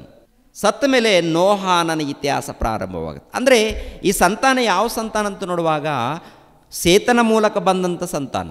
ಕಾಯಿನನ ಸಂತಾನ ಬೇರೆ, ಸೇತನ ಮೂಲಕ ಬಂದಂಥ ಸಂತಾನ ಬೇರೆ. ಸೇತನ ಮೂಲಕ ಬಂದಂಥ ಸಂತಾನದಲ್ಲಿ ಆನೋಕನು ಕೂಡ ಒಬ್ಬ ಭಕ್ತನಿದ್ದಾನೆ. ಈ ಆನೋಕನು ಕೂಡ ಒಳ್ಳೆ ಭಕ್ತನು. ಆನಂತರ ಅದೇ ಸಂತಾನದಲ್ಲಿ ಇನ್ನೊಬ್ಬರು ಬರ್ತಾರೆ, ನೋಹಾನನು ಬರ್ತಾನೆ. ಈ ನೋಹಾನನ ಸಂತಾನ. ಈ ನೋಹಾನನ ಸಂತಾನ ಪ್ರಿಯರ ದೇವ್ರ ಮಕ್ಕಳಿರೋ ಒಳ್ಳೆ ರೀತಿಯಲ್ಲಿ ನೋಹಾನನು ಒಳ್ಳೆ ಭಕ್ತನು. ಮಿಕ್ಕಿದವರು ಎಲ್ಲರೂ ಕೂಡ ಏನಾಗಿದ್ದಾರೆ ಅಂತ ನೋಡುವಾಗ ಮಿಕ್ಕಿದವರು ಎಲ್ಲರೂ ಏನಾಗಿದ್ದಾರೆ? ಕೆಟ್ಟೋಗಿದ್ದಾರೆ. ಕಾಯಿನನ ಸಂತಾನ ಕೆಟ್ಟೋಗಿದೆ, ಅದ್ರ ಜೊತೆಗೆ ಇವ್ರ ಸಂತಾನ ಕೂಡ ಏನಾಗಿದೆ? ಸೇತನ ಸಂತಾನ ಕೂಡ ಏನಾಗಿದೆ ಅಂತ ನೋಡುವಾಗ ಎಲ್ಲರೂ ಕೆಟ್ಟೋಗಿದ್ದಾರೆ. ಒಂದೇ ಒಂದು ಕುಟುಂಬ ಮಾತ್ರ ಒಳ್ಳೆ ಕುಟುಂಬ, ನೋಹ ಕುಟುಂಬ ಮಾತ್ರ ಅದ್ಭುತ. ನೋಹಾನನೇ ನೀನು ನಾವೇ ಕಟ್ಕೊ ಅಂತ ಹೇಳ್ತಾರೆ. ಮತ್ತು ಇವರೆಲ್ಲರೂ ಏನಾಗ್ತಾರಂತ ನೋಡುವಾಗ ಪ್ರಿಯರ ದೇವ್ರ ಮಕ್ಕಳಿರ ಎಲ್ಲರೂ ಕೂಡ ಜಲಪ್ರಳಯದ ಮೂಲಕ ನಾಶವಾಗ್ತಾರೆ. ನೋಹಾನನ ಕುಟುಂಬ, ಒಂದು ಕುಟುಂಬ ಮಾತ್ರ ಉಳಿಯುತ್ತೆ. ಒಂದು ಕುಟುಂಬ ಮಾತ್ರ ಉಳಿಯುತ್ತೆ. ಮಿಕ್ಕಿದ ಕುಟುಂಬ ಏನಾಗುತ್ತೆ ರೀ? ನೀರಿನ ಮೂಲಕ ನಾಶವಾಗುತ್ತೆ. ನೀರಿನ ಮೂಲಕ ಸಂಪೂರ್ಣವಾಗಿ ನಾಶವಾದಾಗ ಕಾಯಿನನ ಕುಟುಂಬ ಎಲ್ಲಿ? ಈ ಯಾರಿದ್ದಾರೆ? ಯೆಹೂದ್ಯರಿದ್ದಾರಲ್ಲ, ಪರಿಸಾಯರು, ಸದ್ದುಕಾಯರಿದ್ದಾರಲ್ಲ, ಅವರನ್ನು ನೋಡಿ ಯೋಹಾನನೇನಂತ ಹೇಳಿದ್ದಾನೆ? ಸರ್ಪ ಜಾತಿಯವರಂತ ಹೇಳಿದ್ದಾನೆ. ಯೇಸುಪ್ರಭು ಏನಂತ ಹೇಳಿದ್ದಾರೆ? ಸರ್ಪ ಜಾತಿಯವರಂತ ಹೇಳಿದ್ದಾನೆ. ಸರ್ಪ ಜಾತಿಯವರಂತ ಹೇಳಿರೋದರಿಂದ ಇದು ಕಾಯಿನನ ಕುಟುಂಬ ಅಂತೇಳಿ ಇವ್ರ ಮುದ್ದೆ ಹಾಕಿದರೆ ಅವ್ರ ಕುಟುಂಬನೇ ಇಲ್ವಲ್ಲ. ಕಾಯಿನನ ಕುಟುಂಬ ನೋಹನ ಕಾಲದಲ್ಲಿ ಸಂಪೂರ್ಣವಾಗಿ ನೀರಿನ ಮೂಲಕ ದೇವರು ನಾಶ ಮಾಡಿರುವಾಗ ಮತ್ತೆ ಕಾಯಿನನ ಕುಟುಂಬ ಅಂತೇಳಿ ಈ ಸರ್ಪ ಜಾತಿಯವರಂತಂದರೆ ಕಾಯಿನನ ಕುಟುಂಬ. ಆ ಕಾಯಿನನು ಬಂದು ಅವಳು ಸರ್ಪ ಕೂಡಿರೋದರಿಂದ ಹುಟ್ಟಿದೆ, ಅದಕ್ಕೆ ಕಾಯಿನನು ಹುಟ್ಟಿದ, ಆ ಕಾಯಿನನ ಮೂಲಕ ಹುಟ್ಟಿದವರು ಇವರೆಲ್ಲರೂ ಅಂತೇಳಿ ಇವನು ಹೇಳಿದ್ರೆ ಅವ್ರ ಕುಟುಂಬನೇ ಇಲ್ವಲ್ಲ. ಅವ್ರ ಕುಟುಂಬ ನಾಶವಾಗಿರುವಾಗ, ನೀರಿನ ಮೂಲಕ ನಾಶವಾಗಿರುವಾಗ ಎಲ್ಲಿಂದ ತರ್ತಾನಪ್ಪ ಇವನು? ಮತ್ತು ಇನ್ನೊಂದು ಕತೆ ಕಟ್ತಾನೆ ಇವನು ಕಳ್ಳ. ಮತ್ತೊಂದು ಕತೆ ಕಟ್ತಾನೆ. ಮತ್ತೊಂದು ಕತೆಯನ್ನು ಕಟ್ಟಿ ಜನರ ಮಧ್ಯದಲ್ಲಿ ತಮ್ಮದೇ ಶ್ರೇಷ್ಠ ಅಂತ ಹೇಳಿಕೊಳ್ಳೋದಕ್ಕೆ ಉಲ್ಟಾ ಪಲ್ಟಾ ಬೋಧನೆ ಮಾಡಿ ದಾರಿ ತಪ್ಪಿಸ್ತಾರೆ. ಪ್ರಿಯರ ದೇವ್ರ ಮಕ್ಕಳಿರ, ಸರ್ಪ ಜಾತಿಯವರೇ ಅಂತಂದರೆ ದೇವರ ಮಾತನ್ನು ಮೀರಿ ಯಾರು ಪಾಪ ಮಾಡ್ತಾರೋ ಅವರೆಲ್ಲರೂ ಕೂಡ ಯಾರ ಜಾತಿ ಗೊತ್ತಾ? ಸರ್ಪ ಜಾತಿ. ಸರ್ಪ ಜಾತಿ ಅಂದರೆ ಸರ್ಪದ ಮಾತನ್ನು ಕೇಳಿ, ಅಂದರೆ ಸೈತಾನನ ಮಾತನ್ನು ಕೇಳಿ ತನ್ನ ಹತೋಟಿಗೆ ಯಾರು ಹೋಗ್ತಾರೋ ಅವರೆಲ್ಲರೂ ಕೂಡ ಸರ್ಪ ಸಂತಾನ ಅಂತ ಹೇಳ್ತಾರೆ. ಇವಾಗ ಯೆಹೂದ್ಯರಿದ್ದಾರೆ ನೋಡಿ, ಯೆಹೂದ್ಯರು, ಇಸ್ರಾಯೇಲ್ ಜನಾಂಗದವರು, ಇವರೆಲ್ಲರೂ ಯಾರ ಮಕ್ಕಳು? ದೇವರ ಮಕ್ಕಳು. ಭೂಲೋಕದಲ್ಲಿದ್ದವರು ಯಾರು? ದೇವರ ಮಕ್ಕಳು. ಎಲ್ಲರೂ ದೇವ್ರ ಮಕ್ಕಳಾಗಿರುವಾಗ, ಎಲ್ಲರೂ ಒಬ್ಬನ ಮೂಲಕ ಉಂಟಾಗಿರುವಾಗ ಪ್ರಿಯರ ದೇವ್ರ ಮಕ್ಕಳಿರಿ. ಇದರಲ್ಲಿ ಸರ್ಪ ಜಾತಿಯವರಂತೆ ಯಾಕೆ ಹೇಳಿದಾನಂತ ನೋಡುವಾಗ ಯೋಹಾನನು ಬರೆದ ಸುವಾರ್ತೆ 8ನೇ ಅಧ್ಯಾಯ 42ನೇ ವಚನದಿಂದ ನೋಡೋಣ. ಯೇಸು ಅವರಿಗೆ, ದೇವರು ನಿಮ್ಮ ತಂದೆಯಾಗಿದ್ದರೆ ನನ್ನನ್ನು ಪ್ರೀತಿಸುತ್ತಿದ್ದೀರಿ, ಯಾಕೆಂದರೆ ನಾನು ದೇವರಿಂದಲೇ ಹೊರಟು ಲೋಕಕ್ಕೆ ಬಂದಿದ್ದೇನೆ. ನನ್ನಷ್ಟಕ್ಕೆ ನಾನೇ ಬರಲಿಲ್ಲ, ಆತನೇ ನನ್ನನ್ನು ಕಳಿಸಿದ್ದಾನೆ. ನೀವು ನನ್ನ ಮಾತನ್ನು ಗ್ರಹಿಸದೇ ಇರುವುದಕ್ಕೆ ಕಾರಣವೇನು? ನನ್ನ ಬೋಧನೆಗೆ ಕಿವಿಗೊಡಲಾರದೆ ಇರುವುದೇ ಕಾರಣ. ಸೈತಾನನು ನಿಮ್ಮ ತಂದೆ, ನೀವು ಆ ತಂದೆಯಿಂದ ಹುಟ್ಟಿದವರಾಗಿದ್ದೀರಿ. ನಿಮ್ಮ ತಂದೆಯ ದುರುಚ್ಛೆಗಳನ್ನು ನಡೆಸಬೇಕೆಂದಿದ್ದೀರಿ. ಅವನು ಆದಿಯಿಂದಲೂ ಕೊಲೆಗಾರನಾಗಿದ್ದು ಸತ್ಯದಲ್ಲಿ ನಿಲ್ಲಲಿಲ್ಲ, ಅವನಲ್ಲಿ ಸತ್ಯವು ಇಲ್ಲವೇ ಇಲ್ಲ. ಅವನು ಸುಳ್ಳಾಡುವಾಗ ಸ್ವಭಾವಾನುಸಾರವಾಗಿ ಹಾಡುತ್ತಾನೆ. ಅವನು ಸುಳ್ಳುಗಾರನು, ಸುಳ್ಳಿಗೆ ಮೂಲ ಪುರುಷನು ಆಗಿದ್ದಾನೆ. ನಾನು ಸತ್ಯವನ್ನು ಹೇಳುವವನಾದ್ದರಿಂದ ನೀವು ನನ್ನನ್ನು ನಂಬುವುದಿಲ್ಲ. ಅಂದರೆ ಪ್ರಿಯರ ದೇವ್ರ ಮಕ್ಕಳಿಗೆ ಇಲ್ಲಿ ವಚನವನ್ನು ಆಲೋಚನೆ ಮಾಡಿ. ಯೆಹೂದ್ಯರು ಇಲ್ಲಿ ಯಾರಿಗೆ ಹೇಳ್ತಾ ಇದ್ದಾನಂತ ನೋಡುವಾಗ ಇಸ್ರಾಯೇಲ್ ಜನಾಂಗದವರಿಗೆ, ಯೆಹೂದ್ಯರಿಗೆ ಹೇಳುವಂಥ ಮಾತು. ಅವರ ಬಳಿಯಲ್ಲಿ ಪ್ರವಾದಿಗಳನ್ನು, ಶಾಸ್ತ್ರಿಗಳನ್ನು ಎಲ್ಲರನ್ನೂ ಕಳಿಸಿಕೊಟ್ಟಿದ್ದಾನೆ. ಗ್ರಂಥ ಇದೆ. ಏನಾಗಬೇಕು? ಅವರೆಲ್ಲರೂ ಬದಲಾಗಬೇಕು, ಭಕ್ತಿಯಿಂದ ಜೀವಿಸಬೇಕು. ಆದರೆ ಏನಾಗ್ತಾ ಇದ್ದಾರೆ ಅಂತ ನೋಡುವಾಗ ದೇವರ ಮಾತನ್ನು ಕೇಳ್ತಾ ಇಲ್ಲ, ಧರ್ಮಶಾಸ್ತ್ರಕ್ಕೆ ಒಳಪಡ್ತಾ ಇಲ್ಲ, ದೇವರಿಗೆ ವಿಧೇಯರಾಗ್ತಾ ಇಲ್ಲ. ಯೇಸು ಪ್ರಭು ಹೇಳ್ತಾ ಇದ್ದಾರೆ ಕೊನೆಯದಾಗೇನು? ನೀವು ನಿಮ್ಮ ತಂದೆಯ ದುರುಚ್ಛೆಗಳನ್ನು ನೆರವೇರಿಸೋದಕ್ಕೆ ನೀವು ಇಷ್ಟರಾಗಿದ್ದೀರಿ. ನಿಮ್ಮ ತಂದೆ ಯಾರು? ಸೈತಾನ. ಸೈತಾನ ಅಂದರೆ ಸರ್ಪ. ಸರ್ಪಕ್ಕೆ ಹೋಲಿಸಿದ್ದಾನ. ಸೈತಾನನಿಗೆ ಯಾವುದಕ್ಕೆ ಹೋಲಿಸಿದ್ದಾನಂತ ನೋಡುವಾಗ ಪ್ರಕಟಣೆ ಗ್ರಂಥದಲ್ಲಿ ಇರುತ್ತಲ್ವ, ಎಷ್ಟು ಸಾರಿ ನೋಡಿದ್ದೀವಿ. ಒಂದು ಸಾರಿ ನೋಡಿ ಅದನ್ನು. ಪ್ರಕಟಣೆ ಗ್ರಂಥ 12ನೇ ಅಧ್ಯಾಯ 7ನೇ ವಚನ. ಪರಲೋಕದಲ್ಲಿ ಯುದ್ಧ ನಡೆಯಿತು. ಮಿಕಾಯೇಲನು ಅವನ ದೂತರು ಘಟಸರ್ಪದ ಮೇಲೆ ಯುದ್ಧ ಮಾಡುವುದಕ್ಕೆ ಹೊರಟರು. ಘಟಸರ್ಪನು ಅವನ ದೂತರು ಯುದ್ಧ ಮಾಡಿ ಸೋತು ಹೋದರು, ಮತ್ತು ಪರಲೋಕದೊಳಗೆ ಅವನಿಗೆ ಸ್ಥಾನವು ತಪ್ಪಿ ಹೋಯಿತು. ಭೂಲೋಕದವರನ್ನೆಲ್ಲ ಮರಳುಗೊಳಿಸುವ ಆ ಮಹಾ ಘಟಸರ್ಪನು, ಅಂದರೆ ಪಿಶಾಚನೆಂತಲೂ ಸೈತಾನನೆಂತಲೂ ಹೆಸರುಳ್ಳ ಪುರಾತನ ಸರ್ಪವು ದೊಬ್ಬಲ್ಪಟ್ಟು ಭೂಮಿಗೆ ಬಿತ್ತು. ಪುರಾತನ ಘಟಸರ್ಪ ಅಂದರೆ ಸೈತಾನ್. ಘಟಸರ್ಪ ಅಂದರೆ ಸೈತಾನ್. ಸರ್ಪ ಅಂದರೆ ಸೈತಾನಿಗೆ ಹೋಲಿಸಿದ್ದಾನೆ. ಪುರಾತನ ಘಟಸರ್ಪ ಅಂದರೆ ಸರ್ಪದಲ್ಲಿ ಯಾವ ರೀತಿ ತಲೆ ತುಂಬ ವಿಷ ಇರುತ್ತೋ, ಸೈತಾನನಲ್ಲಿ ಸಂಪೂರ್ಣ ವಿಷದಲ್ಲಿದ್ದಾನೆ. ಅವನು ವಿಷ ತುಂಬಿಕೊಂಡವನಾಗಿದ್ದಾನೆ. ಆದ್ದರಿಂದ ಸರ್ಪಕ್ಕೆ ಹೋಲಿಸಿದ್ದಾನೆ. ಅವನಿಗೆ ಯಾರ್ಯಾರು ಒಳಪಡ್ತಾರೋ ಅವರೆಲ್ಲರೂ ಯಾರ ಸಂತಾನದವರು ಅಂತ ಹೇಳಿದ್ದಾನೆ? ಅವನಿಗೆ ಒಳಪಟ್ಟವರು ಸರ್ಪ ಸಂತಾನ ಅಂತ ಹೇಳಿದ್ದಾನೆ. ಇವಾಗ ದೇವರ ಮಕ್ಕಳು ಎಂದು ಕರೆಯಲ್ಪಡುತ್ತಿರುವಂಥ ಇಸ್ರೇಲ್ ಜನಾಂಗದವರು ಯಾರಿಗೆ ಒಳಪಟ್ಟಿದ್ದಾರೆ? ಸೈತಾನನಿಗೆ ಒಳಪಟ್ಟಿದ್ದಾರೆ. ಸೈತಾನನಿಗೆ ಒಳಪಟ್ಟಿರುವುದರಿಂದ ಸರ್ಪ ಜಾತಿಯವರೆಂದು ಅವರನ್ನು ಕುರಿತು ಹೇಳಿದ್ದಾನೆ. ಇವಾಗ ನಾವು ಸೈತಾನನಿಗೆ ಒಳಪಟ್ಟರೆ ನಾವು ಕೂಡ ಯಾರ ಸಂತಾನ ಆಗ್ತೀವಿ? ಸೈತಾನನ ಸಂತಾನ ಅಂದರೆ ಸರ್ಪ ಸಂತಾನ ಆಗ್ತೀವಿ. ಅಂದರೆ ದೇವರನ್ನ ಬಿಟ್ಟು ದೇವರ ಕಾರ್ಯಕ್ರಮಗಳನ್ನು ಬಿಟ್ಟು ದೇವರಿಗೆ ವಿರುದ್ಧವಾಗಿ ನಡ್ಕೊಂಡಾಗ, ದೇವರ ಮಾತಿಗೆ ವಿರುದ್ಧವಾಗಿ ನಡ್ಕೊಂಡಾಗ ಸೈತಾನನಿಗೆ ಒಳಪಟ್ಟವರು. ಸೈತಾನನಿಗೆ ಒಳಪಟ್ಟವರಾದರೆ ಸರ್ಪ ಸಂತಾನದವರಾಗ್ತೀವಿ. ದೇವರ ಕಾರ್ಯಕ್ರಮಗಳನ್ನು ಬಿಟ್ಟು, ದೇವರ ಮಾತುಗಳನ್ನು ಬಿಟ್ಟು ಈ ಲೋಕದಲ್ಲಿ ಇಷ್ಟ ಬಂದ ಹಾಗೆ ನಡೆದ್ರು, ದೇವರ ಆಜ್ಞೆಗಳನ್ನು ಬಿಟ್ಟು ಲೋಕದ ರೀತಿಯಲ್ಲಿ ನಡೆದ್ರು ಏನಾಗ್ತೀವಿ? ಸರ್ಪ ಜಾತಿಯವರಾಗ್ತೀವಿ. ಒಂದು ಕಾಲದಲ್ಲಿ ಯೆಹೂದ್ಯರಿಗೆ ಹೇಳಿದ್ದಾನೆ, ಇಸ್ರೇಲ್ ಜನಾಂಗದವ್ರಿಗೆ ಹೇಳಿದ್ದಾನೆ, ಅವ್ರ ಹಾಗೆ ನಾವು ಬದುಕಿದರೆ ನಮಗೂ ಕೂಡ ಆ ಮಾತು ವರ್ತಿಸುತ್ತೆ. ಪ್ರಿಯ, ದೇವರ ವಾಕ್ಯಗಳನ್ನು ಬಿಟ್ಟು ಯಾರು ಪಾಲಿಸ್ತಾರೋ ಅವ್ರಿಗೂ ಕೂಡ ಸರ್ಪ ಜಾತಿಯವರಂತ ಬರುತ್ತೆ ರೀ, ಅವ್ರಿಗೂ ಕೂಡ ಬರುತ್ತೆ. ನಾವು ಲೆಕ್ಕ ಹಾಕ್ಬೇಕು. ನಾವು ಒಂದು ಸಾರಿ ಪರಿಶೋಧನೆ ಮಾಡಿಕೊಡ್ಬೇಕು. ನಾವು ಕೂಡ ಈ ಲೀಸ್ಟಲ್ಲಿದ್ದೀವ? ದೇವರ ಮಕ್ಕಳಾದರೆ, ದೇವರ ಮಕ್ಕಳಾದರೆ, ದೇವರ ಭಕ್ತರಾದರೆ, ನಿಜವಾದ ಕ್ರೈಸ್ತರಾದರೆ, ನಿಜವಾದ ಭಕ್ತರಾದರೆ ಪ್ರೀತಿ, ಪ್ರೇಮ, ಭಕ್ತಿ, ದೇವರ ಸೇವೆ, ದೇವರ ಕಾರ್ಯಕ್ರಮಗಳು ಎಲ್ಲ ಒಳ್ಳೆಯದಿರುತ್ತೆ. ಸೈತಾನನ ಭಕ್ತರಾದರೆ ಎಲ್ಲ ಕಿರಿಕಿರಿ, ಇಲ್ಲಿ ಕಿರಿಕಿರಿ, ಅಲ್ಲಿ ಕಿರಿಕಿರಿ, ಎಲ್ಲ ಉಲ್ಟಾಪಟ್ಟ, ಎಲ್ಲ ತೊಂದರೆಗಳು, ಎಲ್ಲ ಸಮಸ್ಯೆಗಳು. ಅಂದರೆ ದೇವರ ವಾಕ್ಯಕ್ಕೆ ವಿಧೇಯರಾಗೋದು ಹೋದರೆ ಎಲ್ಲ ಸಮಸ್ಯೆಗಳಿರುತ್ತೆ. ತುಂಬ ಜನ ನಾವು ದೊಡ್ಡ ಭಕ್ತರು ಅಂತ ಹೇಳ್ಕೊಳ್ತಾರೆ, ತಮ್ಮ ಸಹೋದರನ್ನು ಪ್ರೀತಿಸಲ್ಲ. ದೊಡ್ಡ ಸೇವಕರು ಅಂತ ಹೇಳ್ಕೊಳ್ತಾರೆ, ತಮ್ಮ ಸಹೋದರನ್ನು ಪ್ರೀತಿಸಲ್ಲ. ಕಪಟ, ವೇಷಧಾರಣೆ, ಕುಯುಕ್ತಿ ಇರುತ್ತೆ. ಕುತಂತ್ರ ತೋರಿಸ್ತಾರೆ. ಹೊರಗಡೆ ನೋಡೋದಕ್ಕೆ ಮಾತ್ರ ಭಕ್ತರಾಗಿ ಕಾಣ್ತಾರೆ, ಕುತಂತ್ರ ಇರುತ್ತೆ. ಯಾರ್ಯಾರು ಕುತಂತ್ರದಲ್ಲಿದ್ದಾರೋ, ಯಾರು ಕುಯುಕ್ತಿಯಲ್ಲಿದ್ದಾರೋ, ಯಾರು ಮೋಸದಲ್ಲಿದ್ದಾರೋ, ಯಾರು ಮಾಯದಲ್ಲಿದ್ದಾರೋ ಅವರೆಲ್ಲರೂ ಯಾರ ಸಂತಾನ ಆಗ್ತಾರೆ? ಸರ್ಪ ಸಂತಾನ ಆಗ್ತಾರೆ. ನಾವು ಆ ಲಿಸ್ಟಲ್ಲಿದ್ದೀವ? ಲಿಸ್ಟಲ್ಲಿದ್ದರೆ ಯೇಸು ಕ್ರಿಸ್ತನನ್ನು ತಪ್ಪಿಕೊಡ್ರಿ ಬೇಗ. ಯೇಸು ಕ್ರಿಸ್ತನನ್ನು ತಪ್ಪಿಕೊಡ್ರಿ. ಯೇಸು ಕ್ರಿಸ್ತರು ಏನು ಹೇಳಿದ್ದಾರೋ ಆ ಮಾತಿಗೆ ಒಳಪಡಿ, ದೇವರಿಗೆ ವಿಧೇಯರಾಗಿ ಭಕ್ತಿಯಿಂದ ನಡ್ಕೊಡ್ರಿ. ಯಾರು ನಮ್ಮನ್ನು ಹೊಗಳೋದು ಬೇಡ, ಯಾರು ಕೂಡ ನಮ್ಮನ್ನು ಏನು ಅನ್ನೋದು ಬೇಡ. ಒಟ್ಟಲ್ಲಿ ನಾವು ದೇವರಿಗೆ ವಿಧೇಯರಾಗಬೇಕಷ್ಟೆ. ಯಾರಿಂದ ನಮಗೆ ಘನತೆ ಬೇಕಾಗಿಲ್ಲ, ಹಾಗೆ ಸಿದ್ಧರಾಗ್ರಿ. ಯಾರಿಂದ ಹೊಗಳೋದು ನಮಗೇನು ಬೇಕು ಹೇಳಿ ಪ್ರೇಯರ್? ಯಾರಿಂದ ಹೊಗಳಿಕೆ ಬೇಕಾ?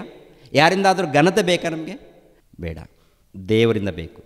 ಆದ್ದರಿಂದ ಪ್ರಿಯರಾದ ದೇವರ ಮಕ್ಕಳಿರ, ಸರ್ಪ ಸಂತಾನ ಅಂದರೆ ಸೈತಾನನಿಗೆ ಒಳಪಟ್ಟು ಯಾರು ಬದುಕ್ತಾರೋ ಅವರು ಸರ್ಪ ಸಂತಾನ. ಕಾಯಿನನು ಆದಾಮನ ಮೂಲಕ ಹುಟ್ಟಿದ್ದಾನೆ, ಆದಾಮನು ದೇವರ ಮೂಲಕ ಹುಟ್ಟಿದ್ದಾನೆ. ಕಾಯಿನನು ಹುಟ್ಟಿದ್ರು, ಇನ್ನು ಬೇರೆ ಜನಾಂಗದವರು ಹುಟ್ಟಿದ್ರು, ಎಲ್ಲರೂ ಕೂಡ ದೇವರ ಮೂಲಕ ಹುಟ್ಟಿದವರು. ದೇವರ ಮೂಲಕ ಹುಟ್ಟಿದಂಥ ಇವರು ದೇವರನ್ನು ಬಿಟ್ಟು ಹೋದಾಗ ಸರ್ಪ ಸಂತಾನ ಆಗ್ತಾರೆ.